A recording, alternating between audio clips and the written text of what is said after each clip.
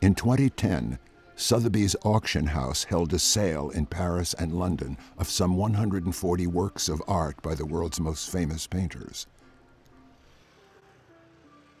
The auction of the collection caused an enormous stir, in part because it was said to have been owned by the legendary Parisian art dealer Ambroise Vollard. The rediscovery of this cache of works that come from Vollard is immensely significant. They were thought lost. They had briefly reappeared in 1981 and then disappeared again during lawsuits. So to find all of these works, ranging from really touching, rather personal things like drawings and prints to fully fledged oil paintings, is very significant. Among the cache of works that they discovered in this safe box was a Fauvist masterpiece by Derain. Derain painted in lots of different styles, but the ones that are the most sought after today come from his Fauvist period, which are brightly coloured, and they make an enormous amount of money when they come to auction today. When this picture came out, one of my colleagues, had to sit down. I remember very well. He had to sit down in front of the picture because he was very, very impressed. He was not expecting this. So here we have a trove of works that have been lying hidden in this safe deposit box for decades, and all of a sudden they reappear. And quite apart from the excitement generated, obviously for publicity purposes, by the auction house, it also was a very significant group of works. They came from Vollard, who's a great art dealer, and that by many of the great names of early 20th century art.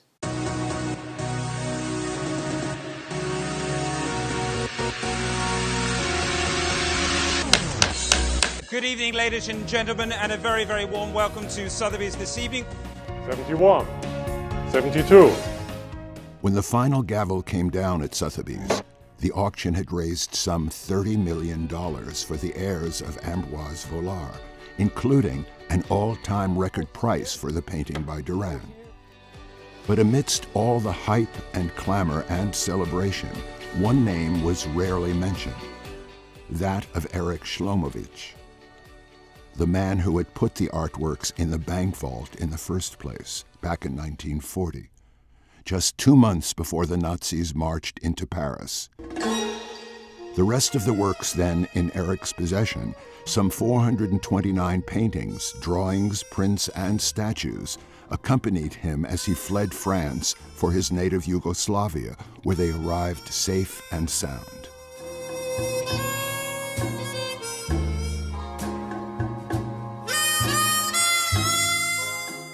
Tragically, the Nazis caught up with Erich a couple of years later and killed him, together with his father and brother. But they never found his art. Today it lies hidden in the basement of the National Museum of Serbia. Erich remains a figure of mystery. Some art historians dismiss him as a low-level gallery assistant, others as an adventurer and con man. Many claim that he had a secret homosexual liaison with Vollard, and one of Vollard's heirs goes so far as to call him an accessory to murder. But the fact remains that by the time he was just 25 years old, one way or another, Erich Šlomović had amassed one of the most important collections of Impressionist and Post-Impressionist art in Southern Europe, estimated to be worth hundreds of millions of dollars today. And virtually none of it is available for public view.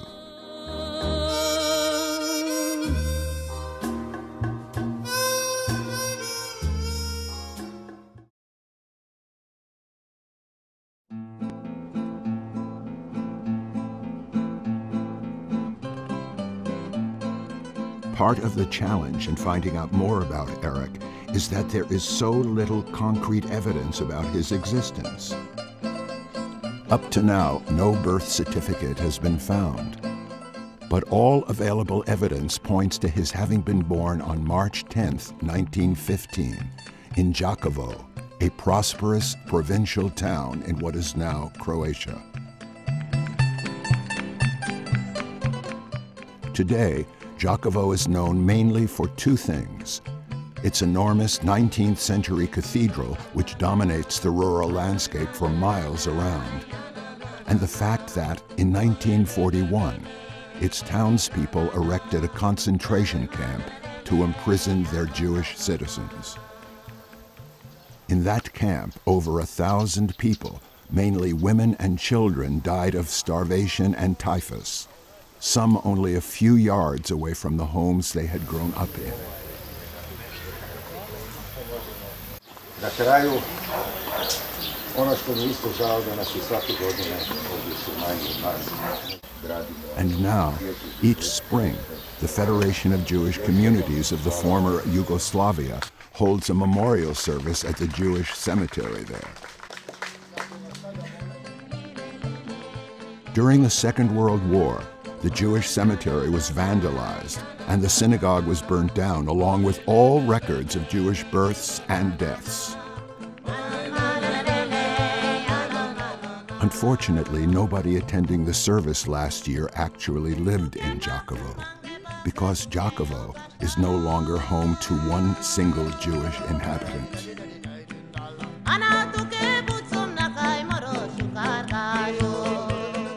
This is the one memorial to what was once a thriving community, a plaque near the gas station in the city center, where the concentration camp once stood.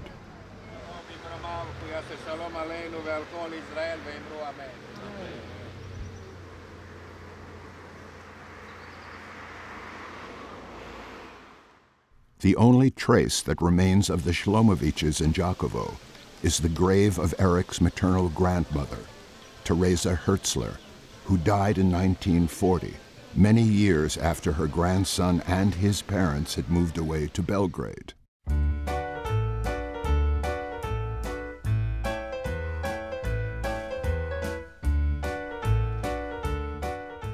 It was some time after the First World War that the Slomovićes settled in Belgrade, where Eric's father opened a shoe store on the most elegant shopping street in town.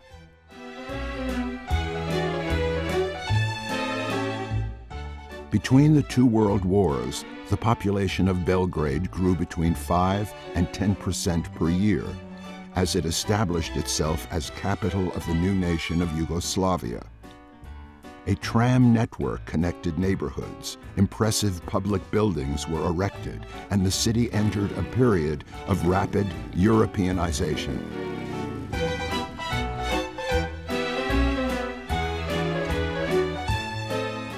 So Eric Šlomović grew up in Belgrade, just as Belgrade grew into the city it is today.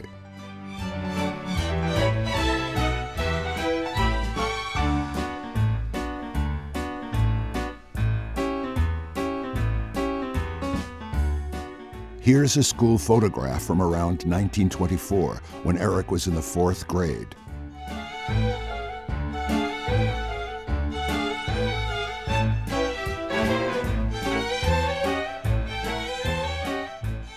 Most Serbian Jews had lived in Belgrade, and after the war, Belgrade became a much more important political and economic center.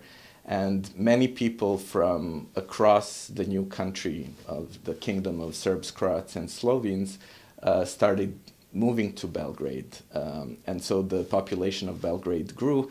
Many of these newcomers to Belgrade were Jews from other parts of Yugoslavia. Unlike in other parts in Europe, and especially Eastern Europe, Jews had not faced any obstacles in terms of, legal or even social obstacles, and were equal to other citizens of this new country. I was 16 at this time. There was no difference between us, is she Croat or Slovenian, Macedonian or German or Jews. It was no difference was it at this time. My best friend was some Jewish boy named Pavle Mink. He died 2 years ago, and we were very close.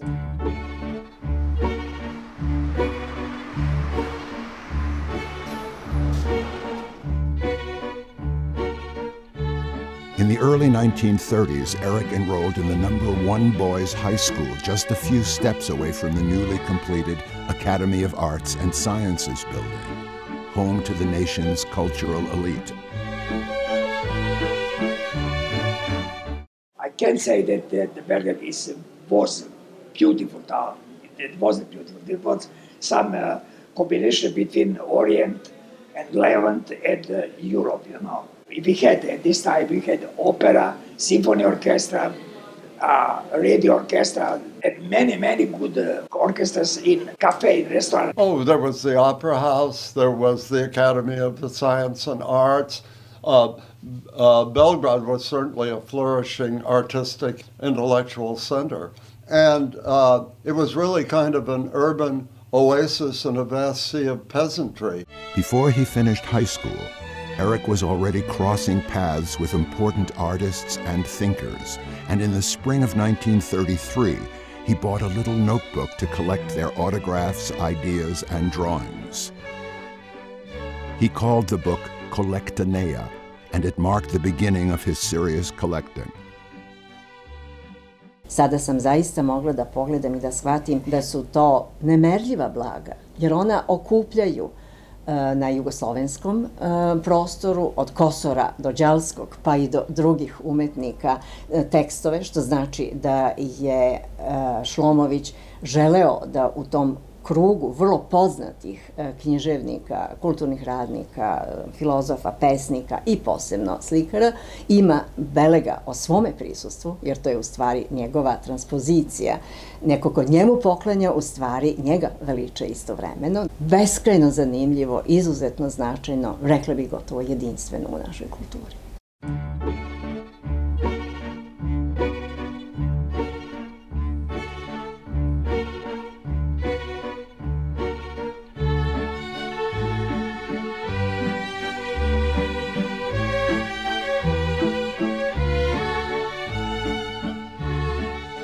The Kolektanea confirms that Erik spent the better part of 1933 and 1934 in Belgrade.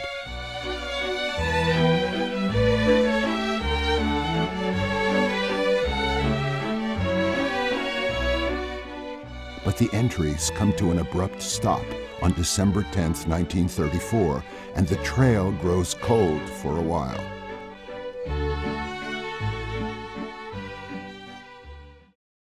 For Slomovic, there are so many holes, and that are of crucial importance, that we're forced to be very careful about the general idea.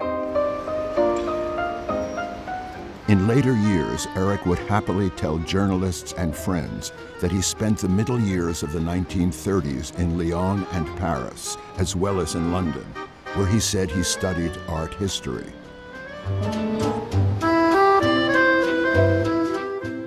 But no documentation has been found to prove it. Only anecdotal evidence from people who said they knew him in those days, and a postcard from Paris that he sent to a cousin in 1935. Someone who did study in London at that time is the artist Liza Marić-Krizanić, a famous Belgrade beauty who was then married to the Serbian caricaturist Pierre Krizanić. No one seems to know for sure whether Liza and Erik spent time together in London, but a few years later they had become very close friends, and rumors about a romantic relationship between them persist to this day. One thing is for sure. Erik returned to Paris in 1937, and when he did, he landed on his feet.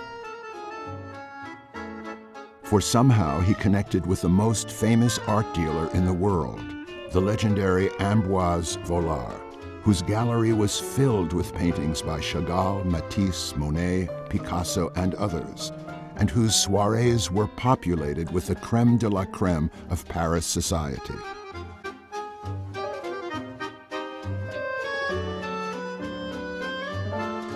Ambroise Vollard is immensely important in the history of art dealing, and even, I would say, in the history of art, Because it's important to remember that at that time, at the early 20th century, museums had a less significant role.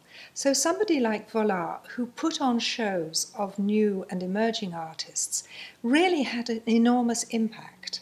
He bought a whole cache of Cézanne paintings and showed them in his gallery. He wrote biographies of a number of the artists of his time. And it's important to remember that today Picasso is such a well-known name, but at the time he wasn't. Vollard gives him his first show. He was his first dealer. Eric's relationship with Vollard opened doors for him, as we can judge from the pages of Collectanea, which began to fill up with sketches and drawings by the most famous artists in the world.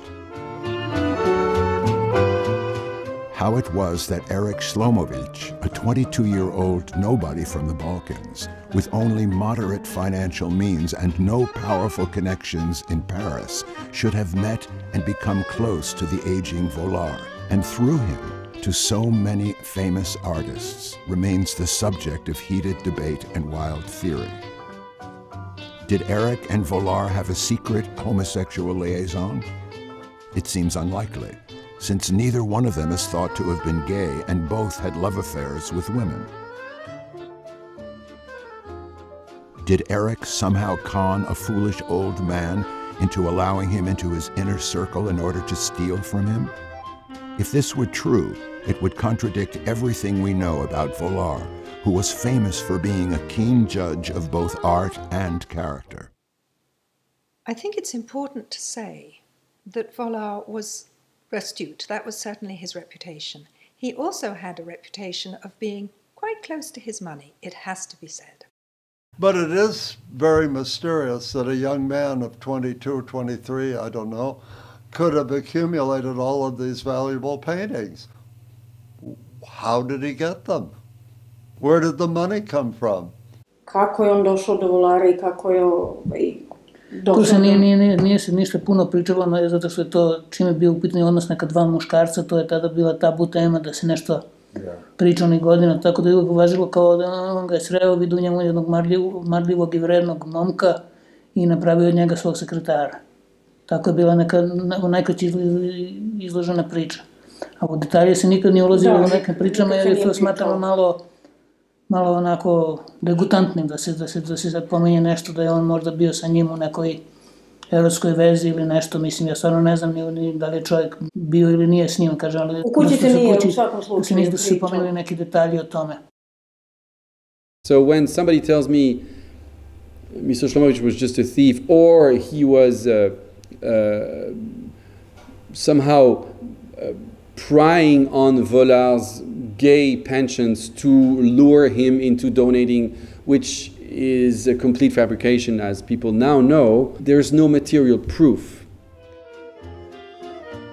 It's ironic that Erich should now be painted as some kind of shadowy figure of mystery, since when he was alive, he never shied away from the spotlight. He even employed his brother Egon to photograph him with famous artists in their studios. Here is Egon in Matisse's atelier, just before the event that would turn Erich's life upside down. 2 days after that picture was taken, on July 22nd, 1939, Vollard was returning from having lunch with a friend when his chauffeur-driven car veered off the road and into a ditch. Vollard was struck on the head, reportedly by a bronze statue he was transporting, and he died a few hours later. He was 72, still at the top of his game, and his death caused shockwaves throughout the art world.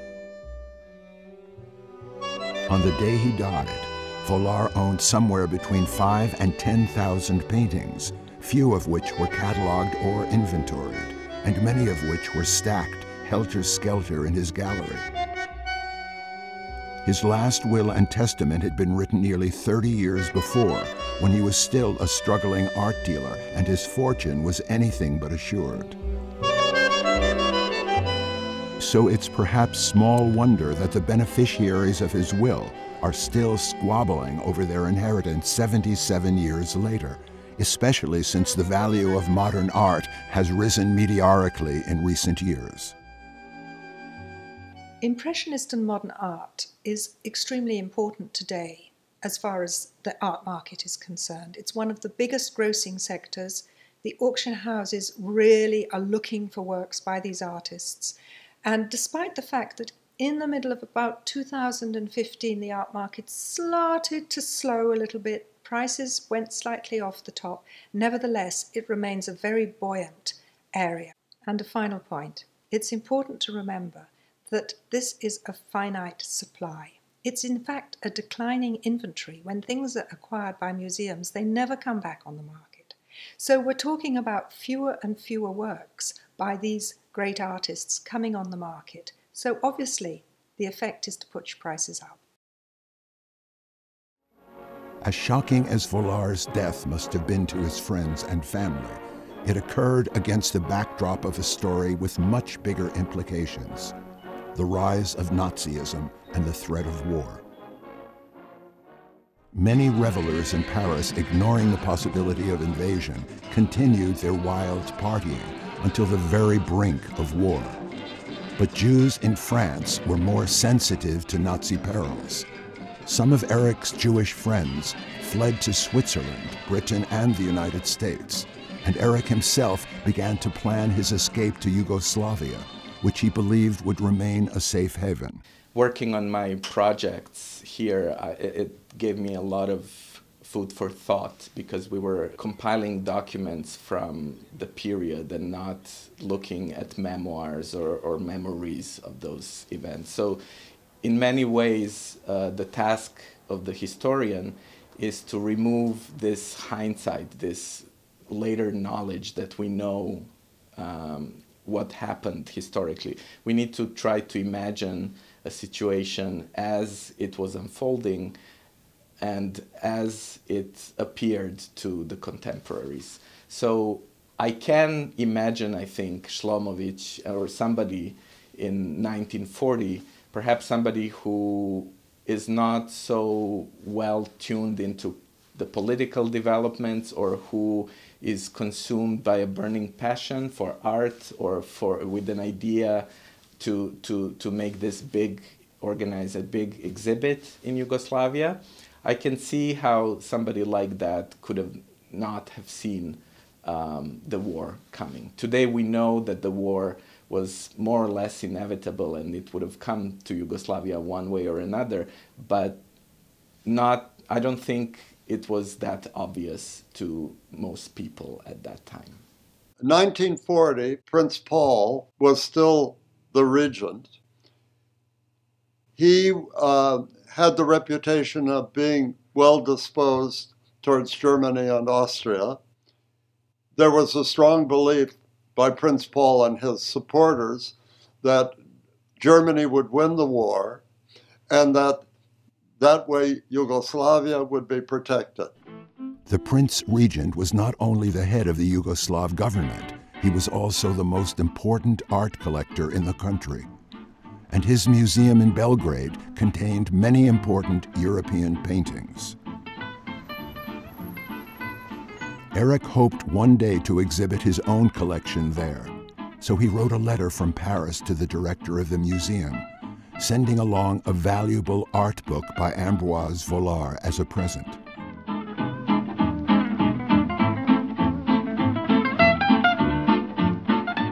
But his letter was not answered, and the book was returned without a word of explanation. Throughout 1939 into 1940, Eric continued to visit the artists in their studios and to trade and collect paintings. This is the self-portrait of a Croatian artist called Tatalia, who went to see Eric in his rooms in Paris at the address scribbled on the side of the sketch.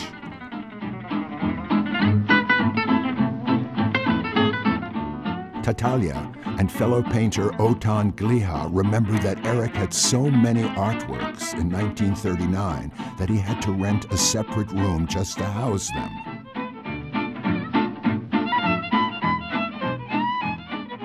He doesn't have much. He's coming a little guy in the big world of Paris, and all he has for himself is an unquenching passion for something. In this case, it's art.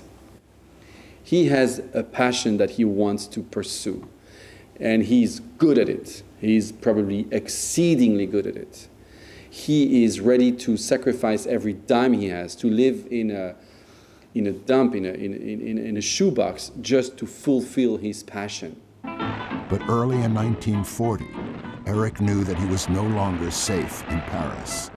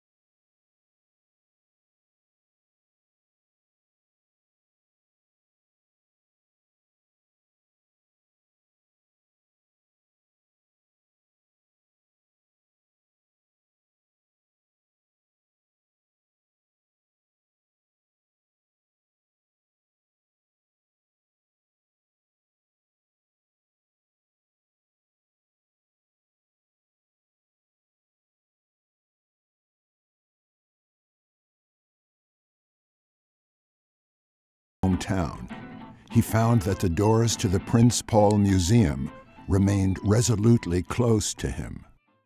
Kako je moguće da ono što mi danas tumačimo da je toliko značajno, za njih nije bilo značajno i da oni tu kolekciju u tom času odbijaju? Ja mislim da se radi upravo o nekoj vrsti dostojanstva muzeja kneza Pavla koji može da dođe i do jedne Moneove katedrale. But not one to give up, he decided to mount an exhibition of his collection in Zagreb, then Yugoslavia's second city. His friend, Liza Krizanić, traveled with him to Zagreb to help him frame his paintings and produce a catalog which listed 429 works of art.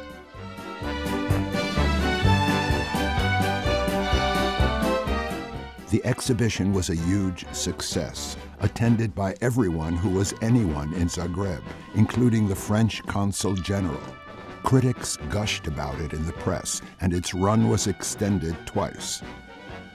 Eric Šlomović, then 25 years old, had plenty of reasons to celebrate. He returned in triumph to Belgrade in January of 1941 and began to make plans to open his own museum. But Hitler had other plans.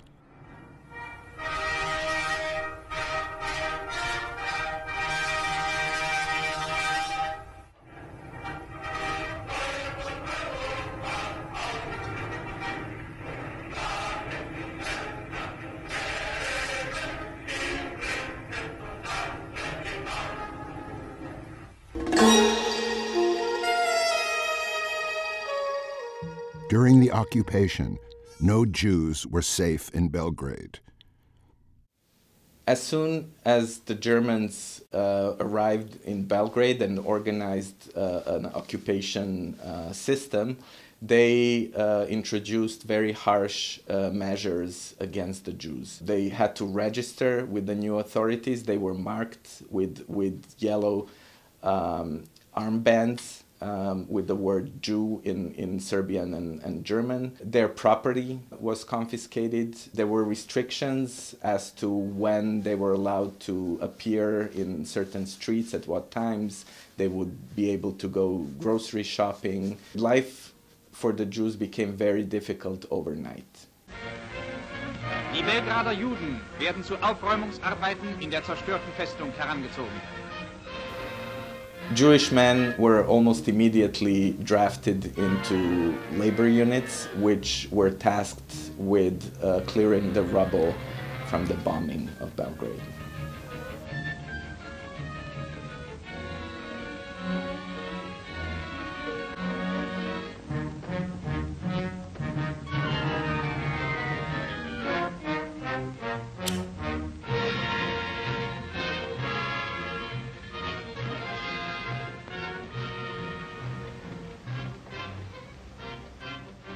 Eric gathered his family and his art collection and escaped to a small village in southern Serbia.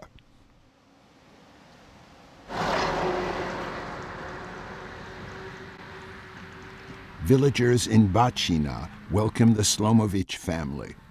One family even built a double wall in an outbuilding to hide Eric's art collection. Ja sam Bratislav Živadinović Braca, a sin sam ljudi koji su sačuvali te slike. Kućica je bila u ovom delu. To je bila pomoćna zgrada, veličina otprilike 4x3 ili tu negde. Sazidano je bilo od nepečene cigle. Slike su zazidane s ove strane uz vrata. To je zid samo napravljen prostor, samo koliko da stave kofere. Nije to trebalo neko naročito umeće jer malterisano je zemljom i plevom. Odmah je to sušeno, čitave noći gorela je vatra u odžakliji i kad se dovoljno sušilo, to je okrečeno i jednostavno utisak je bio da tu ništa nije rađeno. It was very dangerous to save or even associate with Jews in any way. And that's true, and it's tragic. Very few people actually helped Jews across Europe during this difficult time. However, when you think about this, and again, when you remove this hindsight and the knowledge that you have about the end of the war, you realize that saving the Jews were a very, very uncertain and difficult proposition. Not only was helping or associating or saving the Jews in any way outlawed and was punishable by death, but also people who did decide to take that risk had no idea how long they were going to have to help somebody. In 1941, in Serbia, certainly Germany seemed unstoppable and very powerful, and it looked like the new order was going to last for a very long time. So even though the numbers of people who actually help Jews are relatively small, and it's not just the case in Serbia, but everywhere else in Europe, it is remarkable that so many people did help the Jews. Very often the peasants disguised the Jews, as I understand it, as Serbian peasants. Very often gave them a name that wouldn't be recognized as Jewish. And in fact, the peasants were taking quite a risk in doing this because they might have been executed for sheltering Jews. Erich Šlomović je bio kum na venčanju mog oca i moje majke. Deda mi je pričao da kad je trebao otac da ugovori svadbu sa majkom, da su oni išli kod roditelja moje majke i da je sa njima išao Erich. Baka ga je povela, da on oceni da li je to devojka za našu kuću i tako, razumete? I kaže da oni su razgovarali, Erich je onda kao baki klimnuo glavom, to je značilo da može da se završava posao, oni su završili i iza toga desilo se što se desilo, mislim, Erich je venčao njih. Nije bila tajna, oni su bili prvo kod bracinog oca, kod Uškića, kod njega su prihvaćeni. Pa su bili bracovi kod Driku Marisevića, ovoga malo. Kod Marisova? Da bome, on je veći prostor imao, vi ste bili tesni. Puno bili velika porodica, a malo prostora, onda su bili preko puta. Kod Drike, kad se tvoj otac bio ženio, oni su i kumovali tu. Da. Posle se preselili ovde kod ovi Spasići, tu je malo bilo, da su znali siromasni da ih ne dolaze tu, ko znao sad ih znaći. Joining the Šlomovićes in the village of Bačina was a widowed relation, Mara Hertzler, along with her two young sons. Mara's husband, a cousin of Eric's mother, had been killed in the war. Mara herself was not Jewish, and she used her maiden name during the occupation in order to travel freely to Belgrade and back. Mara, ona je bila, mi smo je to zvali kao Crnoberzijanka. batra bila za trgovinu. Radila je to, razumeš li ti, tu se donosilo svašta iz Beograda. Svašta se na pijacu to prodavalo, razumeš li, odavde se nosila hrana. Kupe svinju od mog oca za kolju, ta Đula, sa njom radio, on bio glupan, neženjen, jak, on bio nosač. It's important to remember that at this time, Yugoslavia was not just at war with the Nazis. It was also in the midst of a civil war. Croatia had joined the Axis, and elsewhere royalists fought the partisans, and various militias fought one another, some even collaborating with the Nazis to defeat their enemies at home. But the Slomovic family felt safe in Bacina, and they ignored a Jewish acquaintance who warned them to move to a more secure place. Ja I moj muž smo išli kod njih u Bacinu i rekli su da ovdje u Bacinu dolaze Nemci i da bi bolje bilo da se oni odsele gore u naše selo koje nema druma i nema puta i nikad Nemac nije zakoračio. Oni nisu pristali na to. U roku od 1 mjesec dana mi smo čuli da su Nemci prolazili i uzeli i Erika i njegovog brata i oca. Gospođa je ostala stara živjeti sa jednom ženom koja je bila udata za njihovog rođaka sa Marom. The reprisal shootings were a result of an escalation in the German reprisal policy, which was a reaction to the unfolding uprising that had started in Serbia in the summer of 1941. And so the Germans introduced these very harsh measures whereby they would shoot 100 hostages for one dead German soldier or 50 hostages for a wounded one. So a lot of these hostages ended up being Jews because they had already been registered. To je bilo u početku 1942. godine, ja sam rođen 29. Ali ja sam bio taj radoznalac, stalno sam tu kroz selo, tamo, vam, uvijek sam mogao nešto da čujem i da vidim. I onda roditelji mi probude, ja sam rano išao tam da to nahranim i da vidim da se neko jagnjila. Međutim, kad sam išao na putu, kod Boriću, Tortiću kuće, tu je postavljena bila straža. Stražarčio je jedan od četnika Koste Pećanca.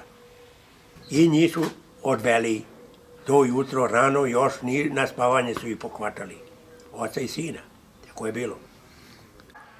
Tu je došla Gestapova policija iz Ćuprije. Tamo su bili Jotićevci, saradnici sa okupatora. I to se preko njih saznalo to kako je to bilo. A oni su s vremena na vreme obilazili sela, išli. Ja sam toga Dragu Glavičića viđao u uniformu u Nemačku. Tu po Bačine kad dođe. Oni su išli. Možda bude nešto i tu. Nešto ima. Ne može da garantuješ. Ko je prijavio njih da su oni tu? Oni su se dobro sklonili. Ali to je neko prijavio da ima tu njih. Neki se čuvali, neki izdavali. Štab četnički bio u Stošićevu kafanu. Oni bili preko puta.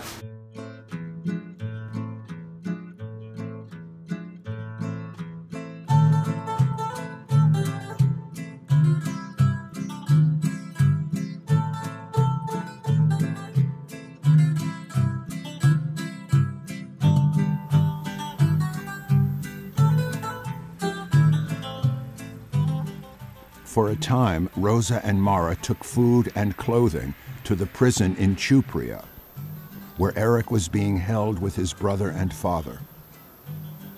But one day, they were told that there was no longer anyone there by that name.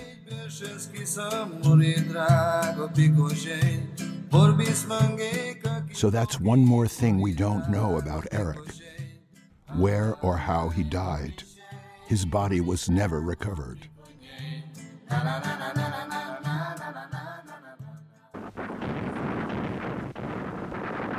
Бой приближался к центру города. In October 1944, The Red Army, together with Tito's partisans, finally routed the Nazis from Belgrade after a bloody battle.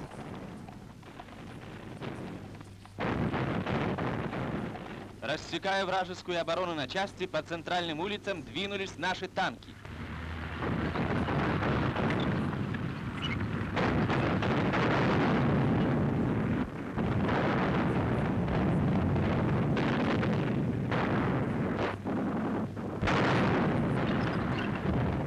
Одновременно с окраин ударили гвардейские минометы, истребляя живую силу немцев.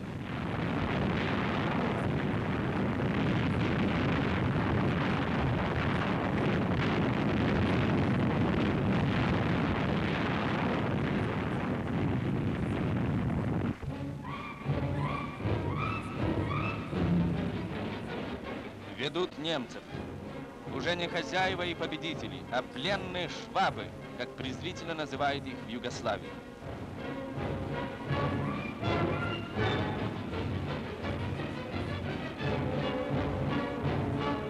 А это предатели своей родины, немецкие холопы.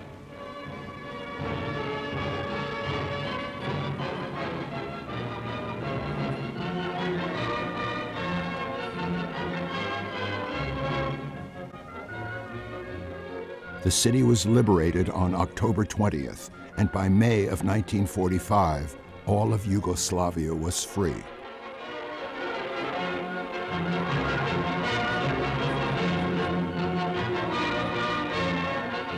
Столица союзной Югославии свободна.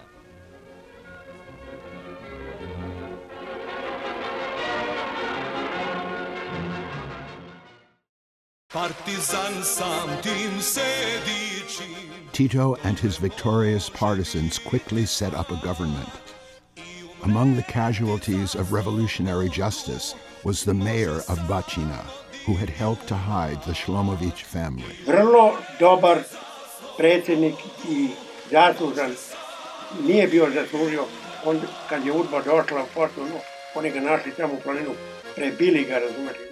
In December 1944, Rosa Šlomović was still living in Bačina, facing an uncertain future with no husband or sons to support her. I ima ta priča da je Šlomovićeva majka doktor Ivanu Ribaru zapravo rekla za kolekciju I ponudila kolekciju da bi dobila kuću ili stan u Beogradu. To postoji ta priča, sad koliko je to provereno, ja ne znam. Da se tako saznalo, da se tako znalo za kolekciju. Rat je preživela majka Eriha Šlomovića. Ja moram priznati da ja dokument kojim ona na ovaj ili onaj način prepušta to svoje nasledstvo, jer ona je nosilac, nisam video. Taj dokument ja nisam video, ne znam da li je on bilo kada, bilo kome predočen. On the last day of that year, Rosa and Mara, along with Mara's two sons, picked up Eric's art collection and left Bačina.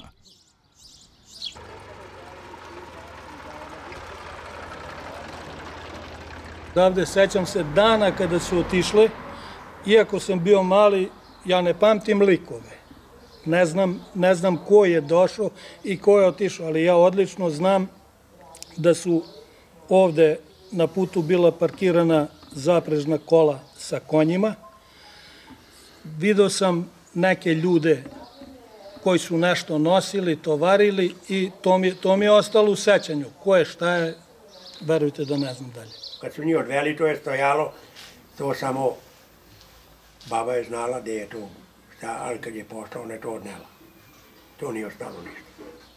U vozu otišlo, ko je tamo to posle dovatio, to samo zna i Bog.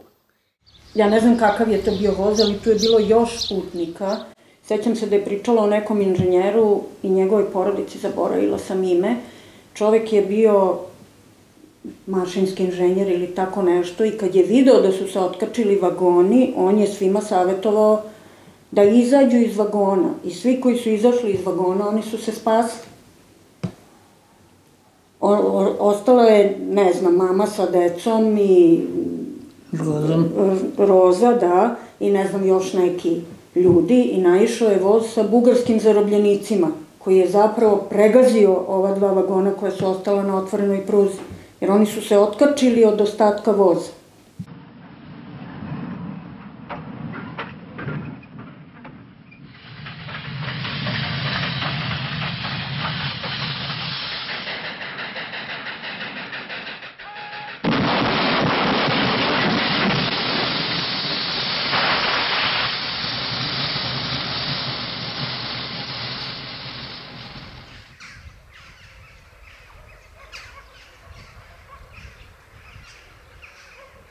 Rosa, Slomovic, and Mara's 2 sons were killed in the crash.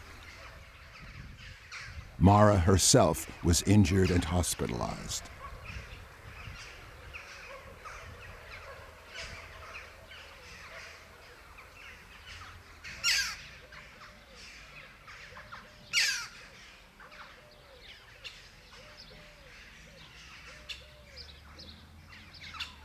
But the collection survived, and Mara eventually managed to get it to a friend for safekeeping. Well, I would like to say something about what we might call the Yugoslav Revolution after the Second World War. It followed the pattern of most revolutions, the Cuban Revolution, the French Revolution, the Russian Revolution, and that was that there was a reign of terror after it, a kind of, you might even call it hysteria to eliminate all opponents of the new regime. And initially, the imposition of communism in Yugoslavia was much more severe and doctrinaire than it was to become eventually, especially after the break of Marshal Tito with Stalin. And of course, not only accompanied rounding up opponents of the regime and alleged or supposed opponents of the regime, but it involved the confiscation of property, things of value, which of course included houses, factories, artwork, jewelry, things of value. This, of course, was supported by a system of secret police, then called UDBA, who were basically everywhere. While Eric's paintings lay languishing in a warehouse in Belgrade, Tito broke off relations with his wartime ally, Joseph Stalin, and shortly afterwards, Western advisors and agents flooded into Yugoslavia. Tito's secret police had to work overtime to keep tabs on all the foreign embassies. In 1947, they listened in on a telephone conversation placed to someone in the American embassy that offered to sell some important French art to a Mr. Clifford. Could this be the Šlomović collection? This man was assigned to find out. Bora Nešković, an officer in the secret police who had been involved in espionage since before the war. Nešković got nowhere until he bumped into Rada Panić. Panić had been a double or even triple agent during the war and had now turned government informer. Panić's wife was Eva Nahir, the same woman who claimed to have warned the Slomović family to move out of Bačina in 1942. Ja sam onda posle 1-2 godine na zelenom vencu srela Maru sa trbuhom. Kažem, ja Maro, pa kako sva deca su poginula, ti si u drugom stanju. Kaže, ja sam se udala za doktora Al-Baharija koji je izgubio familiju i bio je u ropstvu u Njemačkoj. Ja živim u Prištini sa njim. Thanks to Panić, it didn't take long for Nešković to track down Mara Hertzler, who was by now married to Dr. Al-Bahari. When Nešković arrived at her house, he found a framed drawing by Edgar Degas, a present from Eric, which he confiscated. Nešković demanded to be told the whereabouts of the rest of Eric's collection, and it too was requisitioned for the People's Republic of Yugoslavia.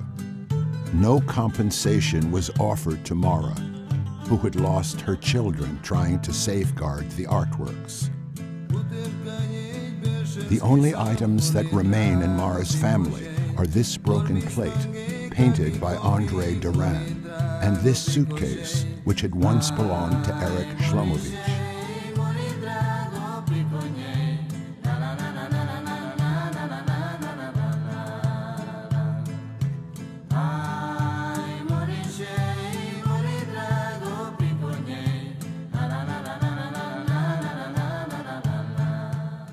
Once Nešković had found Eric's collection, he took it directly to Moshe Piade. Piade is reported to have locked himself in a room with the artworks for 2 days, just to gaze at them before handing them over to the National Museum. Piade and Eric had known each other before the war. At that time, Piade had just been released from prison, where he had served 14 years for revolutionary activity. Eric, wanting to help a fellow Jew in financial straits, bought a painting from him and commissioned him to paint his own portrait.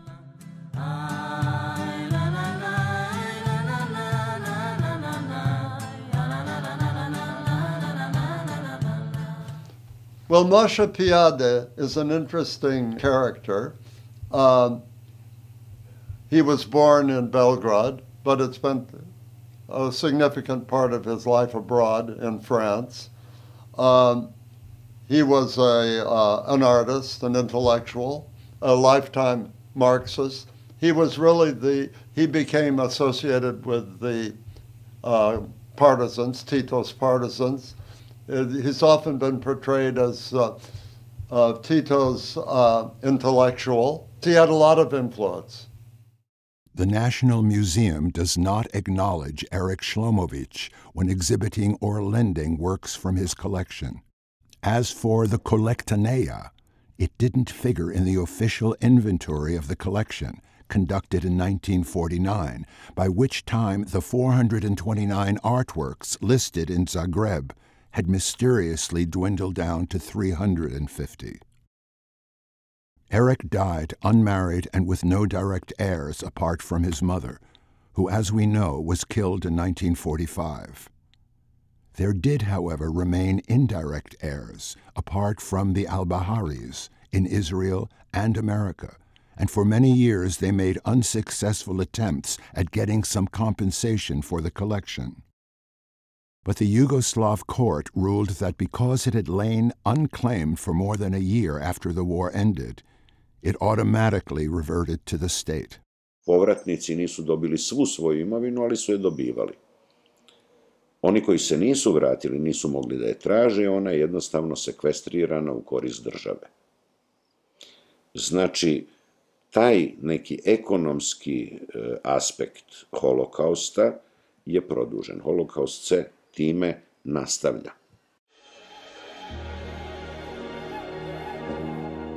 When Eric's trove of paintings was first discovered in the French bank vault in 1979, his heirs and relations put in their own claim for them, as did the government of Yugoslavia, as well as the heirs of Ambroise Vollard. The French government immediately suspended the auction that the bank had announced, thus beginning a court battle that would last for decades.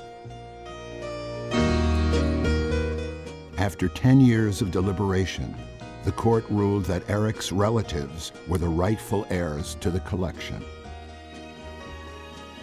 But this judgment was appealed by the heirs of Vollard, who spent the next 14 years working to overturn the verdict in their own favor by casting doubt on Eric's character. Eventually, they prevailed. One of Vollard's surviving heirs, Hélène Blanche Sébastien, goes so far as to implicate Eric in Vollard's death. Et Ambroise, on dit qu'il a reçu un coup sur la tête, mais on lui a donné un coup sur la tête. On a fait semblant que ce soit un accident. On dit que la voiture, il y a le moteur qui a cassé ou quelque chose comme ça. Mais pas du tout. Il y avait un chauffeur et probablement peut-être M. Fabiani qui avait dit au chauffeur à un moment, tu t'arrêteras, tu prendras une statue de Mayol, parce qu'on a dit que c'était une statue de Mayol qui lui était tombée sur le cou, et puis on lui a donné un coup sur la tête. Le chauffeur n'a rien eu, et Ambroise est parti à l'hôpital de Versailles, la police de Paris. Mon mari l'a vu le lendemain et le soir avec son frère Lucien. Et puis il est mort quelques heures après. Il a été assassiné, certainement sur l'investigation de M. Fabiani. C'est M. Fabiani qui a tout organisé.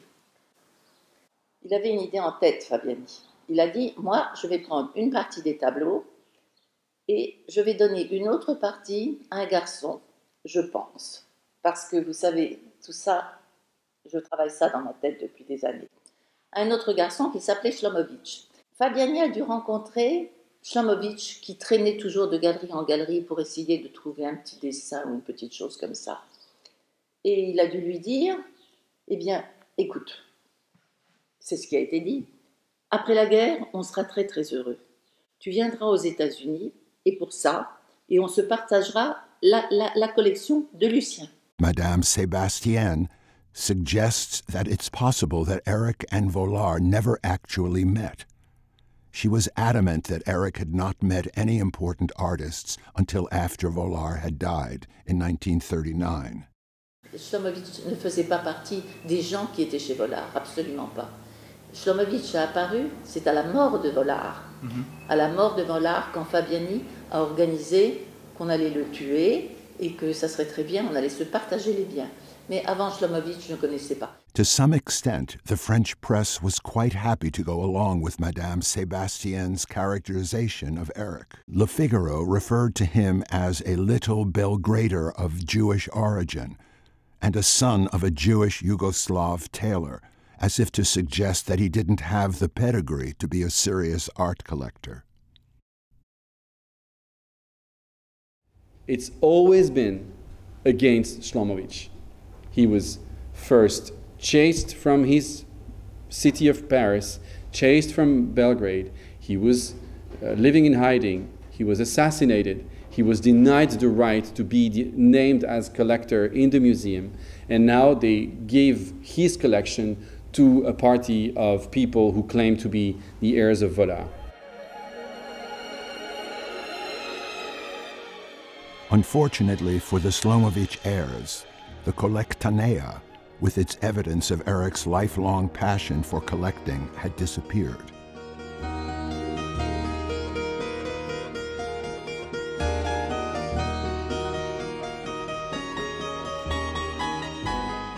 It had been sold many years before to a private collector by Bora Nešković, the secret policeman who had confiscated Eric's collection. Nešković told a convoluted story that his brother had bought the notebook in Zurich in the 1950s, presumably to divert attention from the much more likely scenario that he had stolen it himself.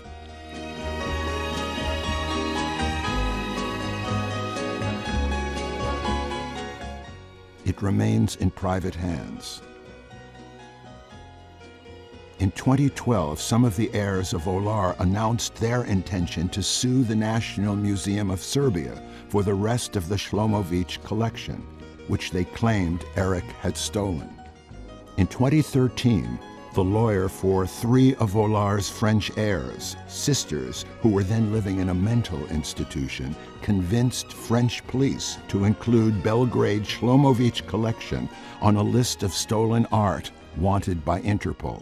Znam da je to bila mamina želja, da su u jednom trenutku, mi smo išli da gledamo slike u muzeju, samo da su stavili ovako jednu pločicu, da su napisali Dobrota Mare Kuzmanović Al-Bahari ili Hersler Kuzmanović Al-Bahari, nije bitno, muzej posjeduje ovu zbirku ili muzej došao u posjed ove zbirke. Ali nigde jednom rečju nisu napisali koliko je ona u stvari podnela i žrtve za to, za tu kolekciju.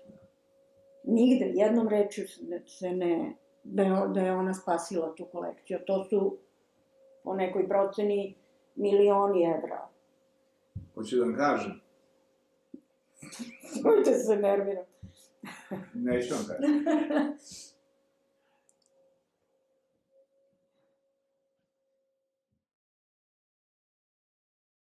The real dream would have to be a dedicated Slomovic museum in Belgrade. I see trees of green, red roses. This could be an opportunity to build like an interesting museum in Belgrade. There are fantastic architects around here. To build something relevant, small, quality. What a wonderful world. And if the dream were complete, I would have a bit of the collection here. I would have a bit of the collection in Bacina. I would have a bit of the collection in Zagreb. And I would somehow create some sort of a Šlomović route through the Balkan region, portraying the guy, his family, the story of the Jews, the story of art. This could be fantastic.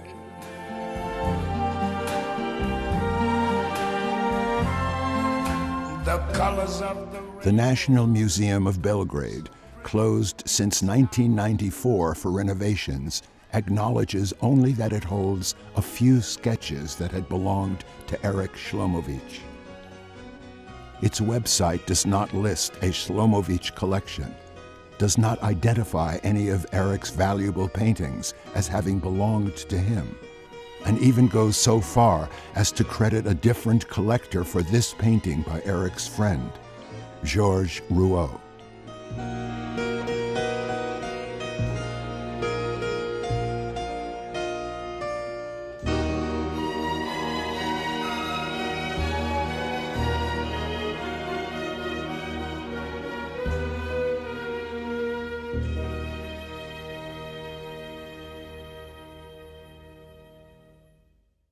He has been assassinated a number of times, 3, 4 times.